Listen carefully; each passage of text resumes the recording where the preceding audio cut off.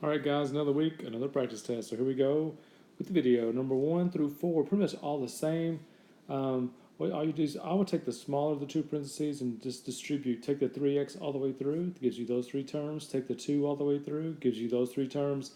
Add up your like terms, and you have it. Number 2, exact same kind of problem. Take the 3x through, get those three numbers. Take the -4 3, get those three. Add up your like terms, and you get your answer. If you have 3 in each one, you just do the same thing, except it takes you a little bit longer. Take the x squared all the way through, take the 8 all the way through, take the 9 all the way through, add your like terms, or try to underline those there for you, and you get that right there. Same exact thing on 4. On 5 is a great question for tomorrow because you know the answer before you start. You have to prove that this side over here equals that side, so square. Binomial, remember how we do that. You square the first one, you multiply together double, and square the second. So square, multiply, double, square. And when I did that, I got this one. The minus sign means you have to do this again. You have to square again, but then you have to apply minus sign to all of it. So I put brackets there. Square, multiply, double, square. When I apply the minus sign, it changes all the signs. The x squareds cancel, the a squareds cancel, it just leaves 4ax, which is what it's supposed to. Uh, the second, on Tuesday, we did binomial theorem, where we cube stuff, raise to the 6th power, or whatever power it happens to be. And went from there. This is the thing that has 7 patterns. You know all those patterns. Let's look at 7 first of all, because if you can do 7, you can do these other ones. First of all, the main exponent's 6, which means we'll have 7 terms in our answer. Remember, it always starts with the first number to that exponent and ends with the last number to that exponent. The second term, the main exponent is always the coefficient on the second term, and your a's go down and your b's start coming up. If you look at my a's as you go through, the a's are going down, the b's are coming up. The way you get to 15 here is you got to do the NCR. N is the main exponent, 6. R can be either one of the 4 or 2, it doesn't matter. And if you click that in your calculator, you get 15. I did the same thing here, except now my N is still 6, but my R is 3 because that's the second exponent. I got 20. Once you get to the halfway and your exponents start repeating, meaning that's a 4 and a 2, those exponents are 4 and 2, that's got a 15, that's got a 15. These exponents are 5 and 1, that was 5 and 1, that had a 6, that has a 6. That's really all you have to do. That's the patterns you need to know. Let's go one more. Let's go number 9 because it looks pretty bad. Number 9, it starts with the 2x to the 5th power. It's going to end with the 3y to the 5th power. The second term is going to be the main exponent in the front, which is a 5. The 2x is going to start going down, and the 3y is going to start coming up. Next term is 10 because I did NCR right there, like I did on the last one. Got a 10. The 2x is going down, the 3y is coming up. Because I'm halfway now, and I have a 3 and a 2, and I got a 3 and a 2 exponent again, it's a 10 again. A 5 again, because it was a 1 and a 4, just like here, and it ends up with nothing. One more thing we forgot to mention is that minus sign. The minus sign makes the signs go plus, minus, it alternates. Remember, the even ones end up being negative. Now to get your last step, you just multiply it out. You got to do 2 to the 5th power. It's 32x to the 5th. On the second term, you do 2 to the 4th times 3 times 5, and you get 240. The next term, you do 2 cubed times 3 squared times 10, and 720. One more, you do 2 squared, 3 cubed times 10, you get 1080. Same thing and finish up, and that's your final answer. Number 10 says on the 4th term. The 4th term, remember your second exponent is always 1 less than the term you're looking for. So my second exponent had to be a 3, so I put the 2 with the 3rd power, which meant the 3x had to be 3 because the exponents, these two exponents have to add up to be the main exponent, which was 6. I did NCR like we talked about a minute ago. N is the main exponent, R is one of those two. 6NC3 gives me a 20. And so to get my answer, I did 3 to the 3rd times 2 to the 3rd times 20, and it gave me 4320 x cubed y cubed. This is what we did yesterday. We factored. The first thing you need to look for when you factor is a GCF.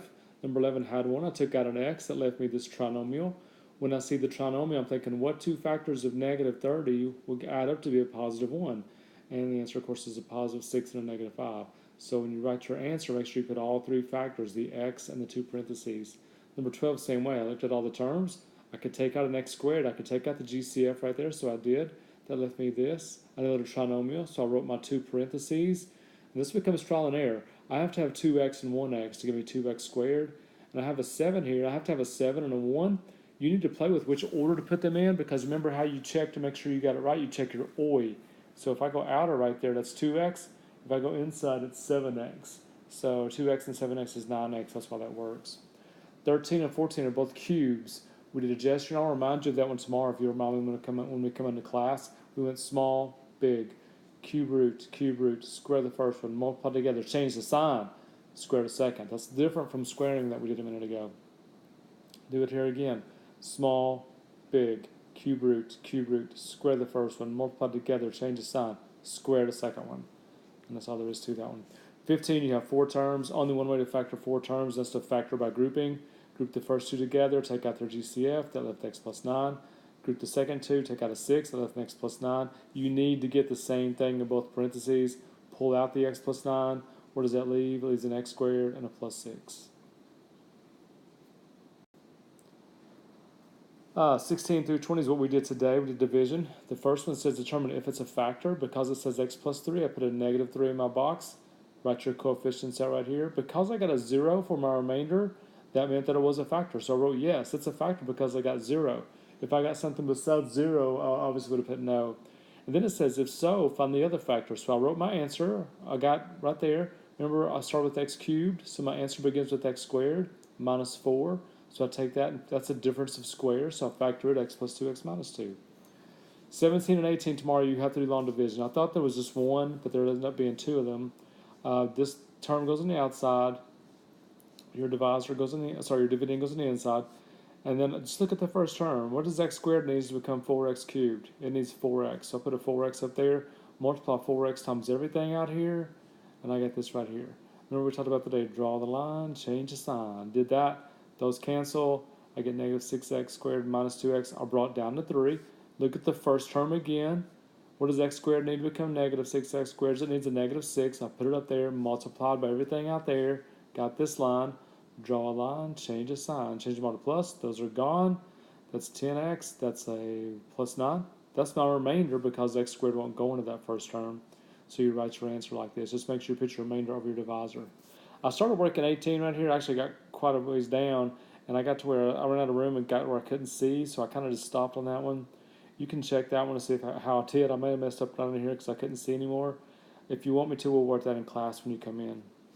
19 and 20 you can do synthetic because there's no square in your divisor. So put the opposite in your box, put a negative 1/3, write your coefficients. Don't forget the 0. Don't forget if you're missing an exponent, you got to put a 0 right there. So I did that.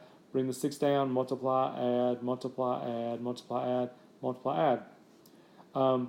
These numbers right here are your coefficients for your quotients. So we started with x to the 4th when we started the problem. That means your answer is going to start with x cubed.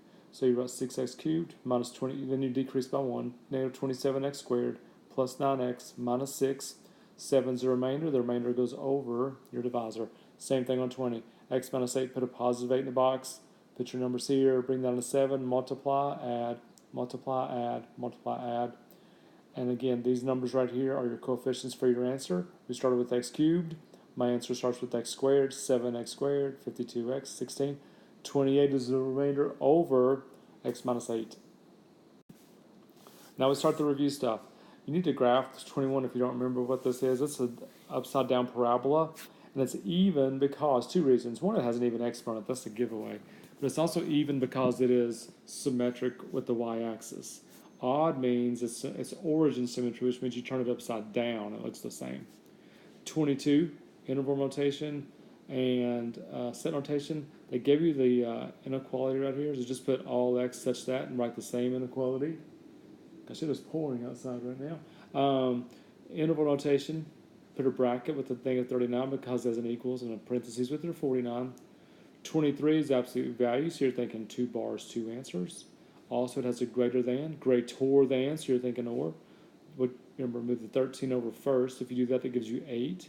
So when I take the absolute value away, I put 4 minus x is greater than 8, or 4 minus x is less than negative 8. You have to go switch both signs. Switch the sign on the 8 and switch the greater than to less than. Now, I move the 4 over on both sides, and I got negative x is greater than 4, negative x is less than negative 12. Now, to make the negative x become positive x, I divided both sides by negative 1. And don't forget what you have to do. If you divide both sides by negative, you flip the sign from greater than to less than and from less than to greater than right there. And that's what you end up with. Don't forget to write your or. 24, just trying to get x squared by itself, so I'll move the 9 over first, make it negative 9. This is 1/9, so the way you get rid of a fraction is you multiply by the denominator, because the fraction remains divided, so the opposite, that's multiply. Multiply both sides by 9, you get negative 81, but that's x squared, so you got to do square root of both sides. The square root of 8, because it's negative, you have to take out an I, and because it's an 81, the square root of 81 is 9. And don't forget your plus or minus. You should get 2 answers right there. All right, 25 is our regular old complete the square problem. They keep on coming. Move the 17 over, put it there. Now complete the square. Take half the middle, square it, add it to both sides. Half of 8 is 4. 4 squared is 16, add it to both sides. On this side, 17 and 16 is 33, no big deal. Over here, when you write your parentheses, remember what we always talk about. The half goes inside your parentheses. Half of 8 is 4. I'll put that in there. Then you got to get rid of the 2 and the 4. To get rid of the square, you take the square root. That's why I got this right here, the square root of 33. Don't forget your plus or minus. And the last step is the 4's got to go. So when the 4 goes across, it's negative 4, and it needs to go in the front. 26, another circle problem. The center is 8, negative 2. Make sure and put that in parentheses. Make sure you put a y. Last week, a lot of people put x's both places. Remember, that's an x, that's a y. Don't forget your square and your addition sign. Now, to figure out what goes over here, it says it contains the point negative 1, 6. And as you know, the reason it contains the point negative 1, 6 is because it works. So, I put negative 1 where the x was and 6 where the y was. I'm just going to work it out. If I put negative 1 in there, it gives me negative 9 squared. Negative 9 squared is 81. If I put 6 in there, 6 plus 2 is 8 squared, which is 64. So 81 plus 64 is 145, so that's what I'll put right there. Last page, finally. 27. You got to write the function. This was on last week's test of that cubic. First of all, the center is supposed to be a 0, 0. Right here is a negative 1, 2. So it means I got to shift left 1 and up 2. That's that part. That should be easy for you to do that. Then it tells you in the direction there's an A in the front, which tells you there's a vertical stretch or compress. From your middle point, you're supposed to go right 1, up 1, left 1, down 1. This time it went over 1, up a half instead of up 1. So that means there's a vertical compress by half, so I put a half in the front. No big deal there. 28, I'll be honest with you, I came home, I thought I worked that at school, and I forgot. Here's what you do with it, though. You move the 3x to that side, get the y by itself. On this one, move the 6 over there. This is where you punch them both in the calculator, and you go second calc intersection. You're trying to find where they intersect, and you go second calc 5, enter, enter, enter, and they'll tell you the answer. I'll work that one out for you in class if you want me to tomorrow also, but it's really not that bad. It's really just a calculator problem, and I thought I'd worked it at school, and I did not bring my calculator home with me, so I'll have to wait on that one for tomorrow. 29, sketch that graph. That should be an easy one. Put your zeros up there first. The 0 is at 3. That 0 is at 2. And because there's an x outside of it, there's an 0 at 0. Now, because there's 2 x's, 3 x's, there's 4 x's altogether, which means it's even, and even either both go up or both go down. Because it's positive, they're both going to go up. Now, one more thing you got to know. Because that x is squared, it's just going to touch right there. It's going to bounce. So it comes out, bounces off the 0, goes through the 2, goes through the 3, and back up, and you're done. And 30 is just like the very first few in your test, I think like 3 and 4. You take the x cubed all the way through, you take the 3x squared all the way through, you take the 4 all the way through, you add up your like terms, and hopefully that's what you get. Hopefully there's no mistakes in here. There might be 1 or 2 just from trying to work through it pretty quickly. Hope it helps. I will set this to where you can watch the problems as many times as you want, so you can skip around if you need to. Study hard. I know this test is a little bit longer than usual, a little bit tougher than usual, so study hard, study a lot. I'll be there in the morning late if you need me, and want to take some questions when you come into class also. So see you tomorrow.